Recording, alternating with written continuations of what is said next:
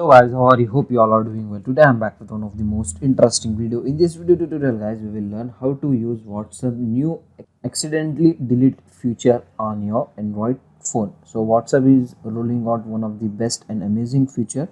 To how to use that feature, we will learn this guys. So before this guys, first you need to update the WhatsApp from the Google Play Store. Open the Play Store and here simply search WhatsApp and update the app. Okay, after updating the app, just open it. Now for example, I'm going to show you if you have deleted any files, photo, image or video from your WhatsApp chat accidentally. For example, I'm going to show you. As you can see guys, I'm going to delete this file.